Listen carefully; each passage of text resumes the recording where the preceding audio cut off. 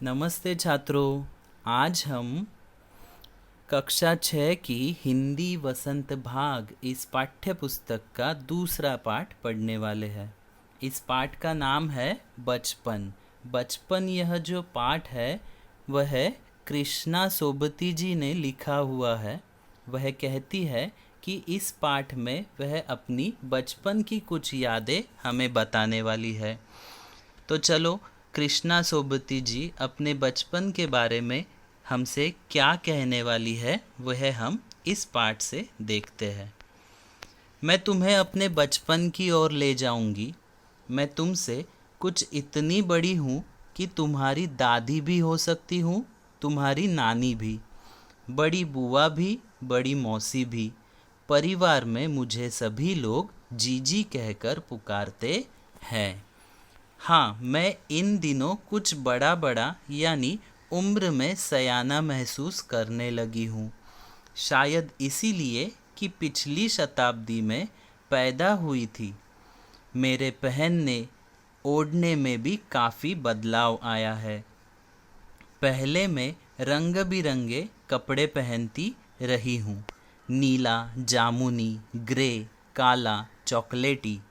अब मन कुछ ऐसा करता है कि सफ़ेद पहनो, गहरे नहीं हल्के रंग।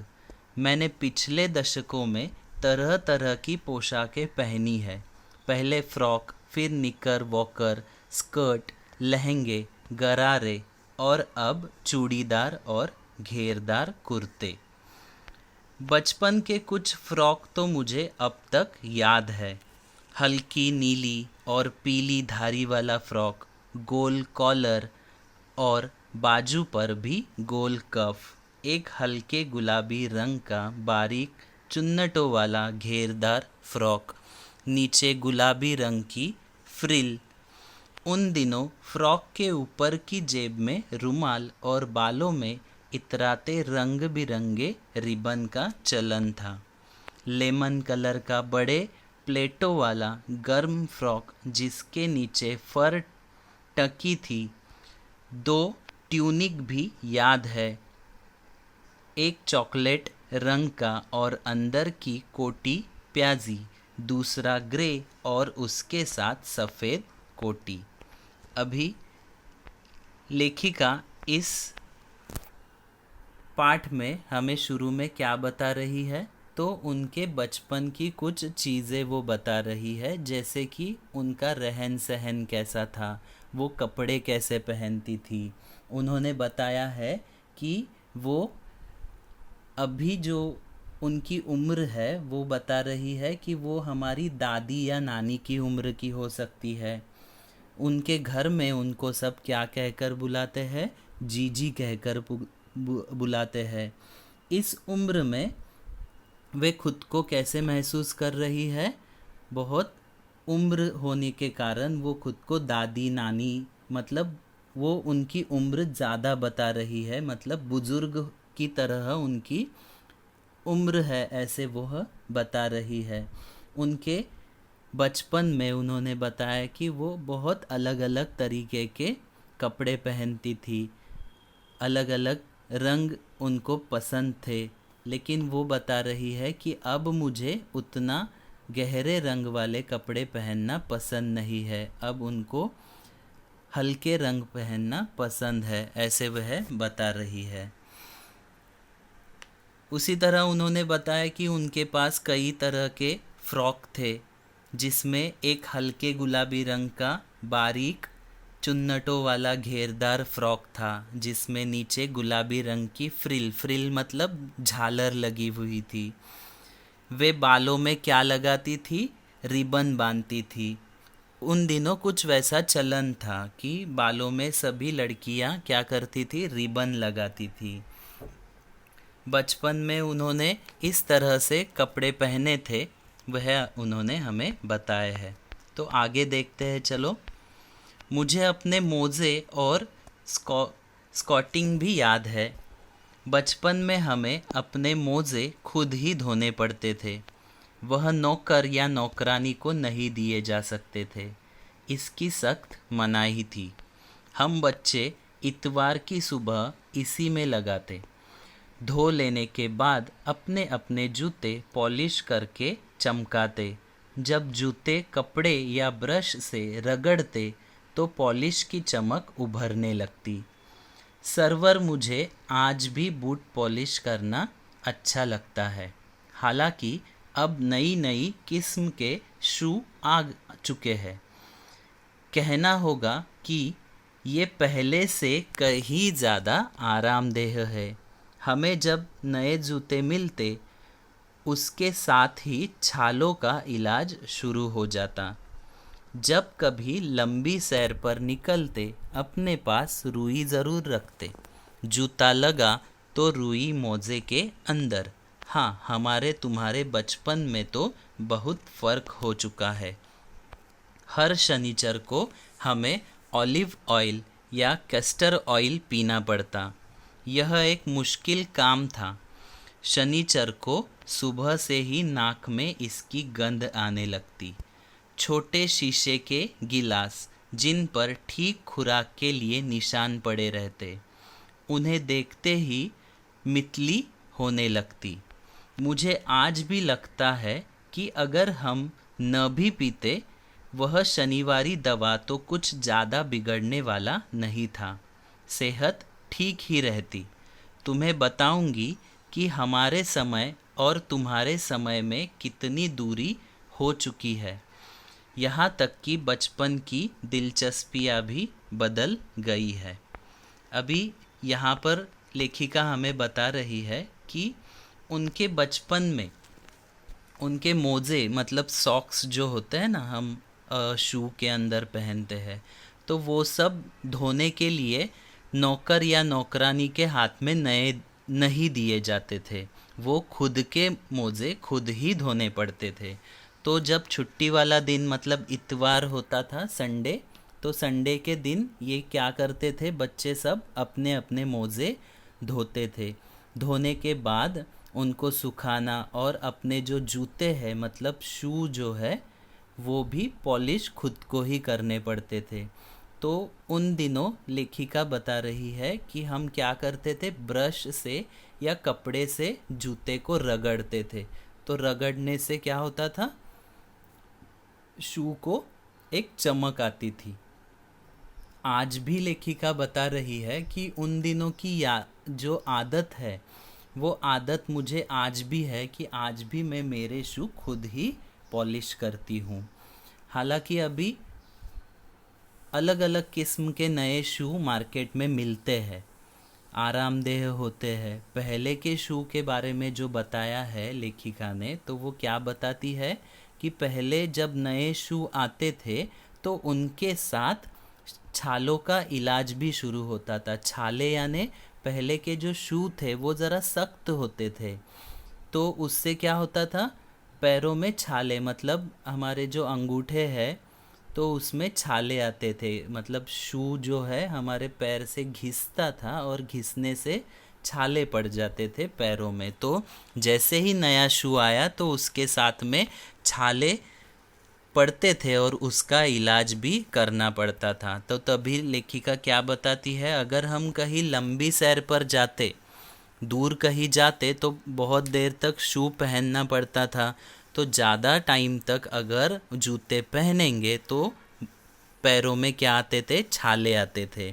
तो इसलिए वह अपने साथ क्या रखती थी, रुई। रुई यानी सबको पता है ना, रुई, जो रुई उसमें डालकर किस में डालते थे वो, कि अपने मोजे में डालती थी। जहाँ पे उनको छाले हो रहे हैं तो छाले जहाँ पे आ रहे हैं वहाँ पे रुई डालेंगे तो उनको वो सख्तपन जो था शू का वो नहीं लग पाता था और उनकी छालों से क्या होती थी, छुटकारा उनको मिल सकता था। इसलिए वह क्या करते थे कि जूते में सॉक्स के अंदर कई बार रुई रखते थे। आगे उन्होंने बताया कि शनिचर जो होता है सैटरडे को, उनके यहाँ पे कैसा क्या किया जाता था कि हर एक सैटरडे को घर में जो भी बच्चे हैं उनको ऑलिव ऑयल या फिर कस्टर ऑयल पीना पड़ता था। अभी ऑलिव ऑयल जो है उसका मतलब आपको पता होगा, ऑलिव ऑयल मतलब होता है जैतून का तेल होता है, और जो कस्टर्ड ऑयल है वो एरंडी का तेल जो होता है वो। तो ये पीने को हर एक शनिवार को शनिचर को दिया जाता था। उसकी गंध भी बहुत मतलब उतनी अच्छी नहीं होती है। उससे क्या बोला है उन्होंने कि क्या होता था, मितली सी होता, मितली होना मतलब उल्टी जैसा होना। लेखिका बता रही है कि वो उसका गंध आते ही हमें उल्टी जैसे होता था। तो उन्होंने वही बताया कि तुम्हारे बचपन में और हमारे बचपन में बहुत ज़्यादा फ़र्क है। हमारा बचपन अलग था, आपका बचपन अलग है। हमारे बचपन की जो दिलचस्पियां है वो भी अलग है। अभी उसके बारे में वो आगे बता रही है हमें, तो देखते हैं। याद रहे, उन दिनों कुछ घरों में ग्रामोफोन थे, रेडियो और टेलीविज़न नहीं थे। हमारे बचपन की कुल्फ़ी आइसक्रीम हो गई है, कचौड़ी समोसा पैटीज़ में बदल गया है, शहतूत और फालसे और खसखस के शरबत कोक और पेप्सी में बदल गए हैं। उन दिनों कोक नहीं, लेमनेड विम्टो मिलती थी। शिमला और नई दिल्ली में बड़े हुए बच्चों को वेंगर्स और डेवी को रेस्तरां की चॉकलेट और पेस्ट्री मज़ा देने वाली होती। हम भाई बहन की ड्यूटी लगती शिमला माल से ब्राउन ब्रेड लाने की। हमारा घर माल से ज़्यादा दूर नहीं था, एक छोटी सी चढ़ाई और गिरजा मैदान पहुंच जाते। वहां से एक उतराई उतरते और माल पर कन्फेक्शनरी काउंटर पर तरह तरह की पेस्ट्री और चॉकलेट की खुशबू मन भावनी। हमें हफ्ते में एक बार चॉकलेट खरीदने की छूट मिलती थी। सबके सबसे ज़्यादा मेरे पास ही चॉकलेट टॉफ़ी का स्टॉक रहता। मैं चॉकलेट लेकर खड़े खड़े कभी न खाती, घर लौटकर साइड बोर्ड पर रख देती और रात के खाने के बाद बिस्तर में लेटकर मज़ा ले ले खाती। शिमला के काफिल भी बहुत याद आते हैं, खट्टे मीठे, कुछ एकदम लाल, कुछ गुलाबी, रस भरी, कसमल सोच कर ही मुंह में पानी भर आया। चेस्टनट एक और गजब की चीज़, आग पर भुने जाते और फिर छिलके उतारकर मुंह में। चने जोर गरम और अनारदाने का चूर्ण। हाँ, चने जोर गरम की पुड़िया जो तब थी वह अब भी नज़र आती है। पुराने कागज़ों से बनाई हुई इस पुड़िया में नीरा हाथ का कमाल है। नीचे से तिरछी लपेटते हुए ऊपर से इतनी चौड़ी कि चने आसानी से हथेली पर पहुंच जाए। एक वक्त था जब फिल्म का गाना चना जोर गरम बाबू में लाया मज़ेदार, चना जोर गरम उन दिनों स्कूल के हर बच्चे को याद आता था। कुछ बच्चे पूड़िया पर तेज़ मसाला बुरकवाते।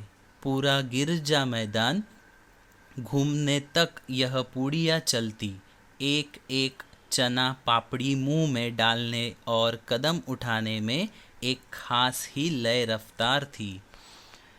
छुटपन में हमने शिमला रिज पर बहुत मज़े किए हैं, घोड़ों की सवारी की है। शिमला के हर बच्चे को कभी न कभी यह मौका मिल ही जाता है। अभी लेखिका क्या बताती है उनकी बचपन के बारे में, कि उनकी बचपन के समय क्या था कि हर एक घर में रेडियो और टेलीविज़न मतलब टीवी नहीं थे, ग्रामोफोन थे। ग्रामोफोन एक ऐसी चीज़ है जिस पे गाना सुना करते थे लोग। रेडियो तो वो टाइम पर नहीं थे, टेलीविज़न भी नहीं थे, कम लोगों के पास थे। उनके समय के खाने पीने की चीज़ें उन्होंने बताई है, जैसे कि अभी हम आइसक्रीम खाते हैं तो उनके समय कुल्फ़ी मिलती थी। उनके समय कचौड़ी समोसा मिलता था, जिसको हम जो अभी पैटीज़ में बदल गया है। वो टाइम पे शरबत, अलग अलग किस्म के शरबत मिलते थे, वो बदल कर अभी कोक और पेप्सी में बदल चुके हैं। तो ये सब चीज़ें बदलाव ले चुकी है। उन्होंने कहा कि वह जब छोटी थी तब शिमला और नई दिल्ली में जो अ, बच्चे थे, उधर के बच्चे क्या खाते थे, चॉकलेट पेस्ट्री खाते थे। तो उन्होंने बताया है कि हमारे भाई बहन की ड्यूटी लगती थी, मतलब मम्मी उनको काम देती थी क्या, कि शिमला मॉल जाकर उधर से ब्राउन ब्रेड लेकर आने की। तो भाई बहन की ड्यूटी लगती थी, आज तुम जाओगे कल मैं जाऊंगा, ऐसे करके हर एक की ड्यूटी लगती थी। तो हाँ, लेखिका ने कहा है कि उनका घर जो है वो इस मॉल से ज़्यादा दूर नहीं था। एक छोटी सी चढ़ाई चढ़कर जाना पड़ता था, उसके बाद एक मैदान लगता था, उस मैदान के बाद एक उतराई थी, उधर से उतर गए तो मॉल पहुंचते थे। कन्फेक्शनरी काउंटर मतलब चॉकलेट्स की दुकान, चॉकलेट नमकीन इसकी दुकान जो होती है उसको कन्फेक्शनरी काउंटर कहते हैं। तो इसमें जाकर बहुत सारे चॉकलेट्स, पेस्ट्रीज़, ये सब उसकी जो खुशबू आती थी तो उनको खाने का बहुत मन करता था। तो लेखिका बता रही है कि उनको घर में हफ्ते में एक बार ही चॉकलेट खरीदने की छूट मिलती थी। अभी जैसे आप बच्चे रोज़ दिन भर में बहुत सारे चॉकलेट मम्मी पापा से पैसे लेकर खाते हो, लेकिन उस समय लेखिका ने बताया है कि उनको हफ्ते में सिर्फ एक ही बार चॉकलेट खरीदने की छूट दी गई थी। तो वह क्या करती थी कि उन्होंने बताया है कि उनके भाई जो थे या बहन थी वो लोग उधर ही खड़े खड़े चॉकलेट लेकर खा जाते थे, लेकिन लेखिका ने बताया है कि वह क्या करती थी, घर लेकर आती थी। उन्हें वहीं पर खड़े खड़े चॉकलेट्स खाना पसंद नहीं था। वह घर आकर रात का खाना खाने के बाद बिस्तर में लेटकर मज़ा ले लेकर वह चॉकलेट खाती थी। उन्होंने बोला है कि उस समय कुछ और भी चीज़ें उनको मज़ा देती थी खाने में, जैसे कि उन्होंने बताया है कि ये चेस्टनट करके एक फ्रूट होता है, एक चीज़ है जिसको क्या करते थे, फल की तरह होता है जो आग में भुना जाता था, उसका छिलका उतार कर बाद में उसे खाया जाता था। ऐसे अलग अलग चीज़ें उनकी बचपन में मिलती थी। आगे उन्होंने बताया है चना जोर गरम, जो भुने हुए चने रहते हैं, और अनारदाने का चूर्ण, ये सब उनके बचपन में मिलता था। हालांकि चना जोर गरम जो है वो वह बता रही है कि अभी भी हमें मार्केट में या दुकान में कहीं पर भी मिलता है, बच्चे अभी भी खाते हैं।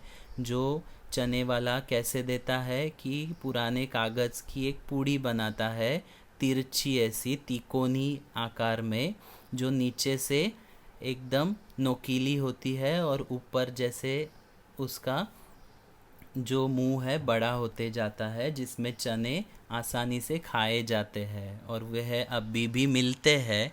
और वह बता रही है कि बचपन में उन्होंने क्या बोला है कि ये चने जो है वो खाने में बहुत मज़ा आता था, मैदान पूरा घूमते घूमते।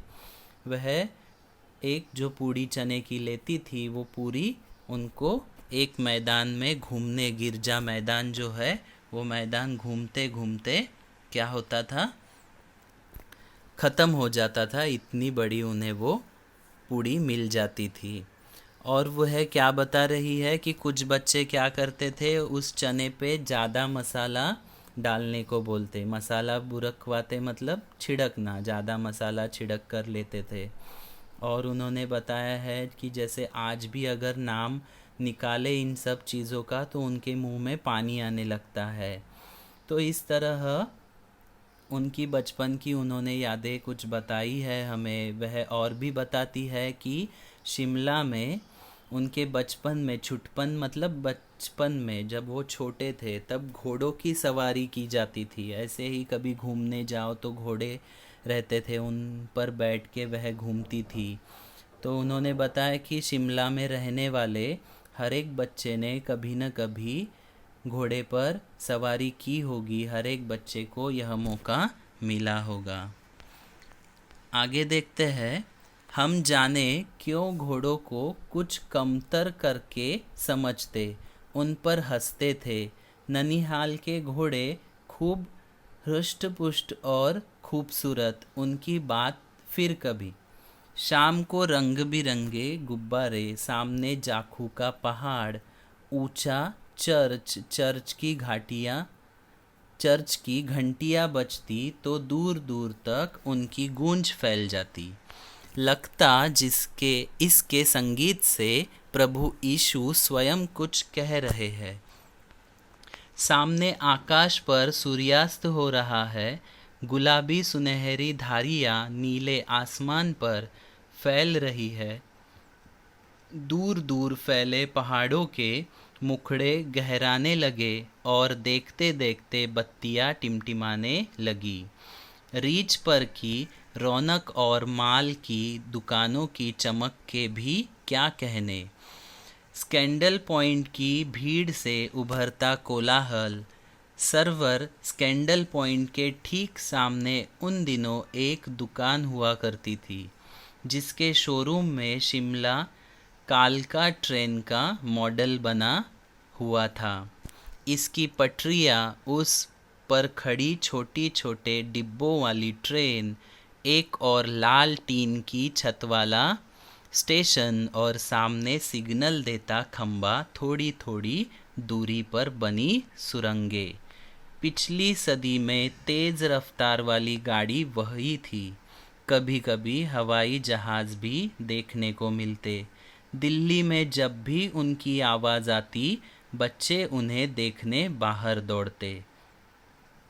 दिखता एक भारी भरकम पक्षी उड़ा जा रहा है पंख फैलाकर, यह देखो और वह गायब।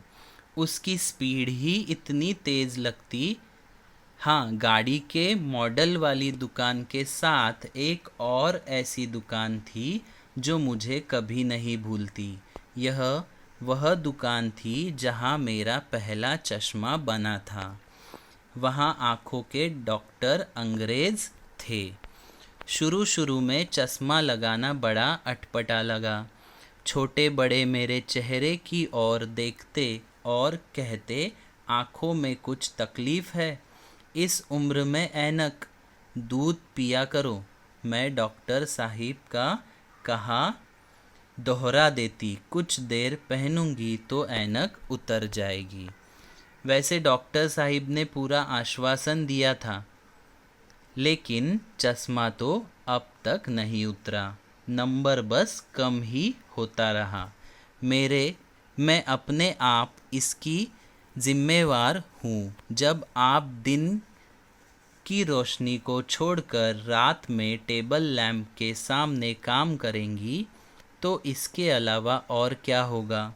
हाँ, जब पहली बार मैंने चश्मा लगाया तो मेरे एक चचेरे भाई ने मुझे छेड़ा, देखो देखो कैसी लग रही है।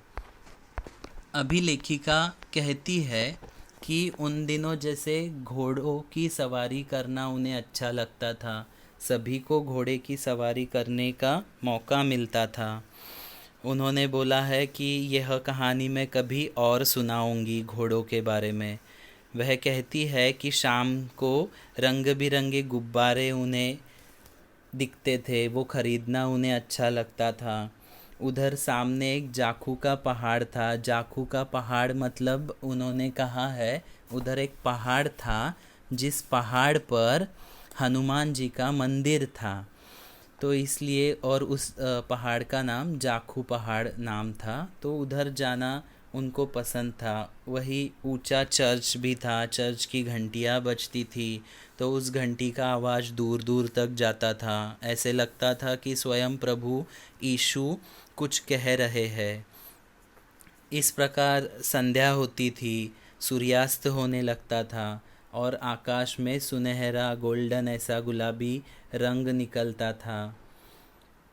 फिर बत्तियाँ जलने लगती थी और सभी चारों ओर क्या होता था कि रोशनाई होती थी, एक अलग ही रौनक निकल आती थी। इस प्रकार उन्होंने उस समय की कुछ चीज़ें बताई है। उसी में वह कहती है कि एक शोरूम था उनके यहाँ पे। उस शोरूम में क्या लगा था कि शिमला कालका जो ट्रेन थी उस ट्रेन का मॉडल बना हुआ था, जैसे कि पटरियाँ बनी हुई थी, उस पे छोटे छोटे डिब्बों वाली ट्रेन खड़ी थी। उसके सिग्नल भी बने हुए थे, कुछ स्टेशन भी बना था वहाँ पे। इस तरह उसका एक मॉडल बनाया हुआ था। अभी वह कहती है कि उस समय में क्या था कि हवाई जहाज़ देखना मतलब बच्चों को बहुत मज़ेदार चीज़ मिलती थी देखने को। ऐसे ही हवा में कोई हवाई जहाज़ उड़ता तो बच्चे घर से बाहर दौड़कर वह देखने के लिए आते थे। लेकिन आते आते ही इतनी रफ्तार से वह निकल जाता, आया नहीं निकल गया, ऐसी बात बन जाती थी। और एक चीज़ उन्होंने कही है कि उस रेलवे जो मॉडल बनाया हुआ जो दुकान था, उस दुकान के यही पास में ही एक और दुकान था जो लेखिका कभी भूल नहीं पाएंगी, ऐसे बोल रही है। वह दुकान था एक चश्मे का। जैसे कि लेखिका छोटी थी तभी उनको चश्मा लगा था। उधर उन्होंने एक दुकान था, उसी के सामने एक डॉक्टर का भी दवा खाना था, उधर से उन्होंने अपने आँखों का इलाज करवाया, आँखें चेक करवा ली और चश्मा उनको लगा था। उनको डॉक्टर ने यह भी कहा था कि धीरे धीरे चश्मा निकल जाएगा, लेकिन अभी तक वह वैसा का वैसा ही है, मेरा चश्मा निकला नहीं है। तो लोग बोलते थे कि दूध पिया करो, दूध पीने से चश्मा हटेगा, लेकिन ऐसा कुछ भी नहीं। मैं डॉक्टर ने जो मुझे कहा था वही लोगों को बता देती कि कुछ दिन पहनूंगी तो निकल जाएगा। तो इस तरह उनका जो चेहरा है वो ये चश्मा पहनने के बाद कुछ अलग सा दिख रहा था। तो उनके भाई जो थे उनके उम्र के, उनसे छोटे उम्र के, तो वह उनको क्या करते थे, चिढ़ाते थे, देखो देखो कैसे लग रही है, इस तरह उनको वह चिढ़ाते थे। तो आगे देखो क्या होता है। आँख पर चश्मा लगाया ताकि सूझे दूर की, यह नहीं लड़की को मालूम सूरत बनी लंगूर की। अभी ऐसे बोल के उनका चचेरा भाई क्या करता था, लेखिका को चिढ़ाता था। हम एक बार फिर से पढ़ते हैं। आँख पर चश्मा लगाया ताकि सूझे दूर की, यह नहीं लड़की को मालूम सूरत बनी लंगूर की।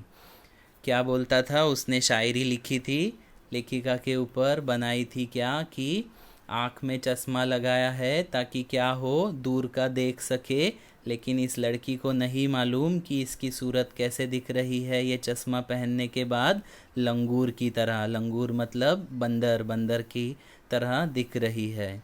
मैं खीजी की मुंह पर यह क्यों दोहराया जा रहा है, पर शेर बुरा न लगा। अभी लेखिका को लगा कि ये मुझे क्यों ऐसे बार बार बोल रहा है, लेकिन लेखिका बोल रही है कि उसने जो शेर बनाया मेरे ऊपर वो शेर तो बहुत अच्छा था।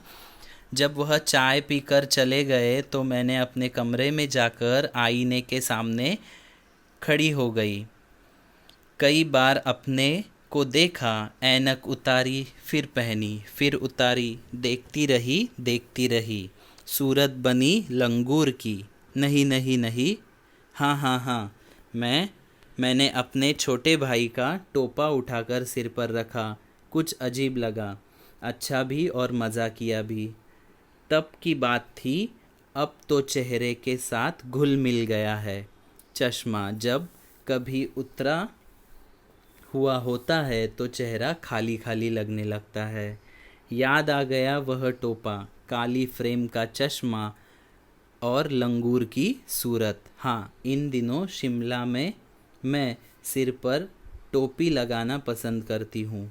मैंने कई रंगों की जमा कर ली है, कहाँ दुपट्टों का ओढ़ना और कहाँ सहज सहज सहल सुबीते वाली हिमाचली टोपियाँ। अभी लेखिका इसमें क्या कहती है कि उनका भाई उन्हें ऐसी एक शायरी सुनाकर चिढ़ाता था, तो वह अपने को आईने में देखती और सोचती, चश्मा उतार कर देखती, पहन कर देखती कि मैं सच में लंगूर की तरह दिख रही हूँ। अभी वह कहती है कि तभी तो ज़रा मुझे मजाकिया लगा कि बाबा सच में मैं मजाक करने लायक दिख रही हूँ। बाद में लेकिन वह कह रही है वो तब की बात थी, अब तो मेरा चश्मा मेरे चेहरे के हिसाब से घुल मिल गया है। अब अगर मैं चश्मा ना पहनूं तो मैं अजीब लगती हूँ। वह कह रही है कि वह अपने भाई का एक टोपा होता है, टोपी जैसा, वो पहनना करती थी। अब उन्होंने बोला है कि शिमला में उन्होंने कई रंग की टोपियाँ जमा करके रखी है। वह सर पर टोपियाँ पहनना पसंद करती है, लेकिन वह कह रही है कि टोपा पहनना अलग और कहा वो दुपट्टा सर पर पहनना, उसमें जो बात थी, जैसे कि देखो इस तस्वीर में लेखिका ने अपने सर के ऊपर दुपट्टा ओढ़ा है, तो वह कह रही है कि ये दुपट्टा ओढ़ना जो बात थी वो अलग ही थी। अभी लोग टोपी पहनते हैं। तो ये सब चीज़ें उन्होंने अपने बचपन के बारे में बताई है कि उनका बचपन किस तरह से बीता है, उनके बचपन में क्या क्या उन्हें मिलता था, किस तरह उनके, जैसे कि वो बताती है कि वो पिछले शताब्दी की है। शताब्दी माने 100 साल पूर्व, 100 साल पूर्व उनका जन्म हुआ है, पिछली शताब्दी में। जो मतलब जैसे कि हम सेंचुरी बोलते हैं उसको, तो उनका जन्म जो है वो पिछली सेंचुरी में हुआ है। तो वह कहती है कि उस सेंचुरी में, उस शताब्दी में कुछ रहन सहन लोगों के अलग होते थे, खाने पीने की चीज़ें अलग होती थी, ये सब उनके कपड़ों के बारे में उन्होंने कहा है। इस तरह वो अपने बचपन की कुछ ताज़ा बातें हमें बताकर उनका बचपन किस तरह से उन्होंने व्यतीत किया है वह उन्होंने इस पाठ में हमें बताया है। इस तरह से ये बचपन की जो कृष्णा सोबती जी की कहानी है यहाँ पर ख़त्म होती है। आप सभी को ये कहानी अच्छे से समझ में आई होगी, ऐसी ऐसी मैं आशा करता हूँ। तो एक बार अच्छे से ये पाठ आपको पढ़ना है, और इसमें कुछ अगर आपको दिक्कत आती है, कुछ समझ में नहीं आ रहा है, तो आप मुझसे पूछ सकते हैं। धन्यवाद।